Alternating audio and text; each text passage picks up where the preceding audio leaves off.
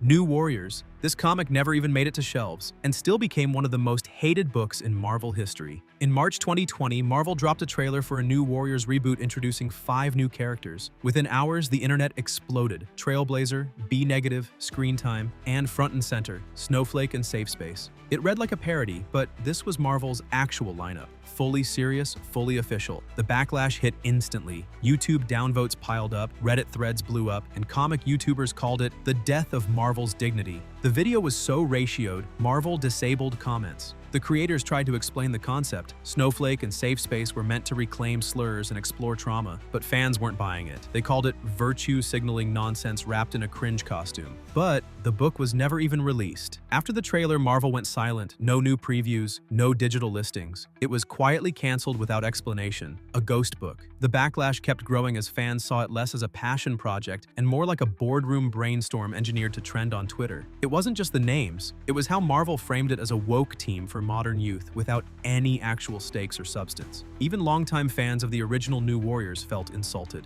America Chavez solo series. This series didn't just miss the mark, it set off a chain reaction of criticism that's still echoing today. When Marvel gave America Chavez her own solo run, expectations were high. She had breakout appeal from Young Avengers, was hyped as Marvel's first Latina LGBTQ+ hero, and had legit potential to lead a new wave. But the solo title that launched in 2017, that's where things unraveled. From the first issue, readers were confused. The art was inconsistent, but it was the writing that lit the match. America spoke almost entirely in hashtags, slang, and weirdly academic references. Some pages felt like a Tumblr feed, others read like a term paper. Plot points drifted, dialogue felt unnatural, and fans, even those excited for her, couldn't figure out who this version of America was supposed to be. Sales dipped fast. Issue 1 cracked the top 100, but by issue 5, it had fallen out of the top 300. Major YouTubers reviewed it with visible frustration, and the backlash spread across. It didn't help that writer Gabby Rivera was open about not being a comic reader before joining Marvel. Critics praised the bold voice. Fans said the story lacked direction and identity beyond identity itself. The series was canceled after just 12 issues. America Chavez would return in team books and eventually the MCU, but her solo run became a symbol of a bigger problem: how a great character can fall apart when the writing focuses more on slogans than substance. Ta-Nehisi Coates' Captain America and Black Panther. On paper, this should have been a slam dunk. Acclaimed writer, iconic characters, political depth. But once Coates took over Black Panther in 2016 and Captain America in 2018, something strange happened. The praise from critics soared, but the fan enthusiasm flatlined. The biggest complaint? The pacing. Both runs were heavy on monologue, light on momentum. Black Panther's Space Empire arc had sprawling philosophical debates about leadership, identity, and post-colonialism, but sometimes across 10 pages of talking. Captain America spent most of his time thinking deeply while punching less. Readers came in expecting bold action. They got lectures and inner conflict. At the same time, Coates' storytelling was respected. He brought literary weight and political edge. His Black Panther run was named one of the best comics of the year by multiple outlets. But in comic shops, fans dropped off hard after the first arc. Cap's sales dropped from 167K to under 25K by the second year.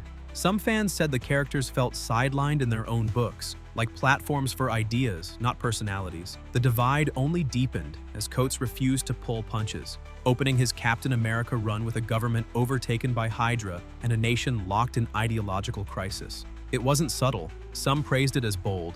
Others saw it as a one-note worldview stretched across too many issues. By the end, both series had strong hardcover sales, but monthly readers were gone. Coates left comics soon after, and fan forums still argue whether he elevated the medium or pushed it too far from its roots. Children of the Atom. Marvel billed it as the next generation of mutants, a teen squad with big X-Men energy. But when Children of the Atom finally launched in 2021, it landed like a thud. Delayed for over a year and dropping right in the middle of the Krakoa era, the book already felt out of sync. Then readers cracked it open, and the confusion really started. The story followed a group of teenagers obsessed with the X-Men, using tech to mimic their powers, a concept that immediately drew skepticism. But it was the dialogue that caused the real headache. Every character spoke like they were sponsored by TikTok. Non-stop slang, hashtags, and awkward Gen Z speak filled the pages. One panel read like it was written by someone who'd seen teenagers on a cereal box. Critics tried to spin it as youthful authenticity. Fans weren't having it. The main issue? None of the characters had real stakes. They weren't mutants. They didn't face the same struggles. They just cosplayed as X-Men, with gadgets that weren't fully explained. The tone bounced between cheesy school drama and vague superhero stuff with little payoff. Sales started modestly but dropped off quickly. Issue number 1 sold around 38,000 copies. By issue number 4, it was down to 15,000. The series ended after just 6 issues. SheHulk 2022. Jennifer Walters has been many things: lawyer, Avenger, fourth wall breaker. But in 2022, Marvel gave her a soft reboot, and fans didn't recognize her anymore. The new She-Hulk series leaned hard into slice-of-life territory, dropping courtroom drama and superhero action in favor of romance plots, tea parties, and fashion panels. Critics applauded the tone shift, calling it charming and refreshing, but longtime fans, they weren't impressed.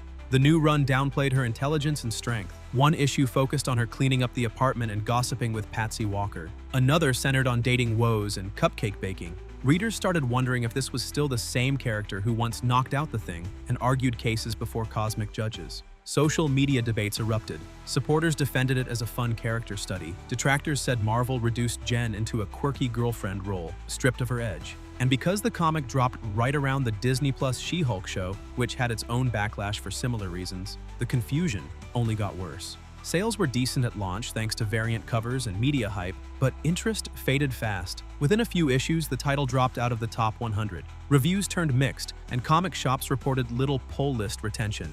Writer Rainbow Rowell, known for Runaways, defended the creative direction as a reset, but the disconnect with core fans lingered. Instead of empowering or evolving She-Hulk, the 2022 run sidelined what made her iconic and left many readers flipping through the pages wondering when the superhero part was going to start. Ironheart.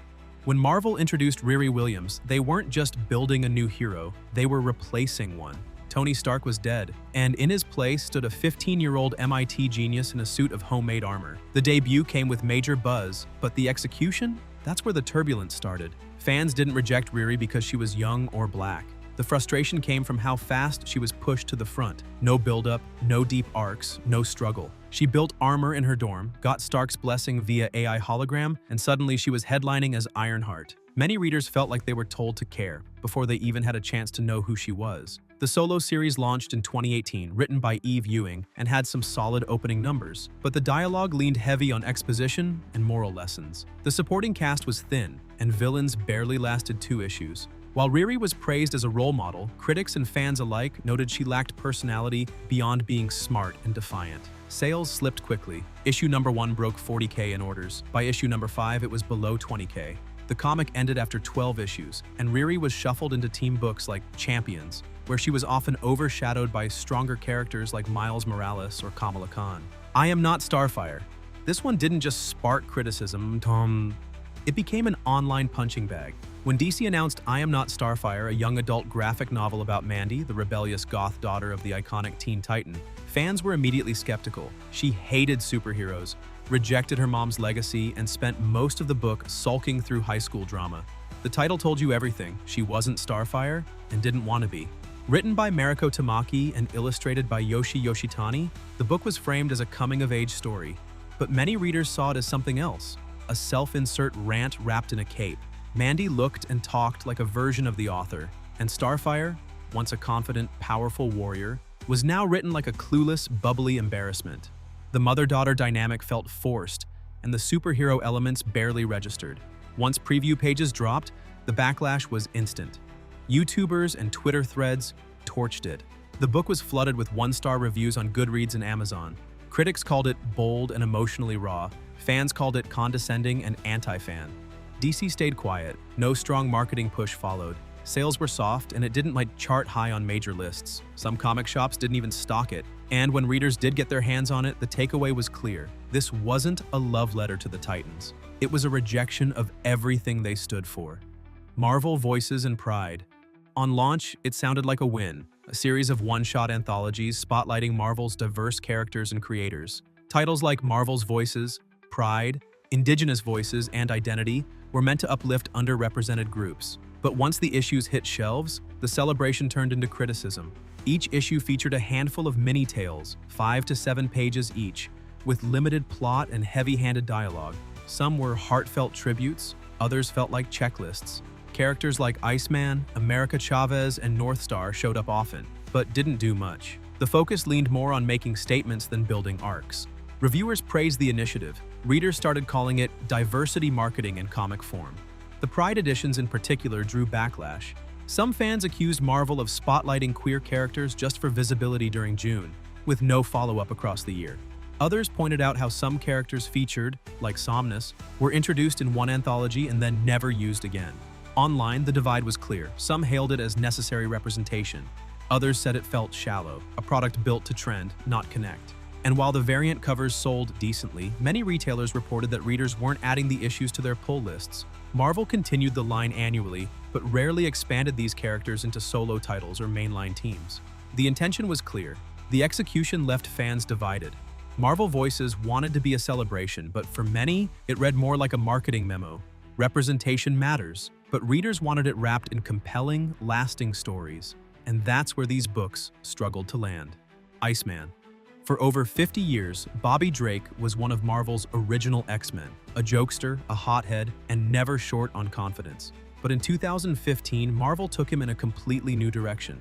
During a conversation with teenage Jean Grey, adult Iceman was suddenly outed as gay. It wasn't a character arc, it wasn't foreshadowed. Jean read his mind and told him. That scene kicked off one of the most controversial retcons in X-Men history. Fans were stunned, not by the idea itself, but by how it happened. Bobby had a long history of relationships with women, and the change came without buildup. Critics praised it as progressive. Longtime readers questioned the logic. Was it character development or editorial decision? In 2017, Marvel gave Iceman a solo series written by Sina Grace. The book focused on Bobby exploring his identity, dating, and coming out to friends. But the stories leaned hard into awkward humor, preachy tone shifts, and panels that felt more like tweets than dialogue. The action took a back seat. Even among readers who supported the change, many said the writing felt disconnected from who Iceman used to be. Sales didn't hold. The series was canceled after 11 issues. A second volume launched later, but ran for just 5 more before ending again. Grace later wrote a Medium post claiming Marvel gave him no support and even blamed him when fans pushed back. He said he was left out of internal meetings and told not to engage negative reviews. Today, Iceman's legacy as a character is still intact, but the solo run is remembered more for its rollout than its impact. Faith.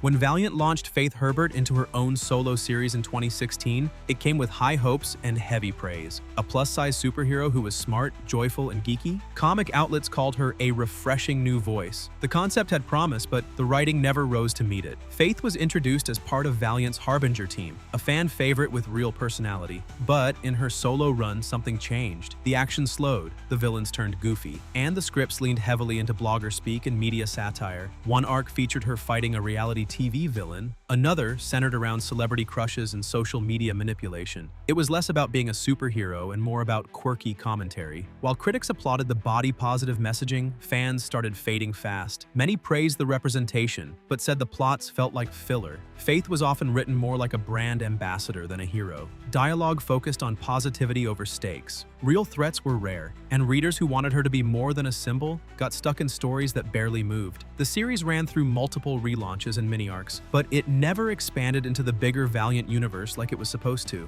Sales were modest early on, but they never grew. Despite variant covers and promotional pushes, Faith never became the anchor character the company hoped for. By 2018, Faith's spotlight had dimmed. Her last solo arc faded out without buzz. No major crossovers, no resurrection in Valiant's relaunches. She wasn't just underused, she was shelved. The pitch was strong, the message was solid, but when it came to writing stories that could stand beside the industry's best, Faith didn't have the weight to hold her place. Undeniably, comics keep changing, but are they still telling stories people actually want to read? Share your thoughts in the comments section below.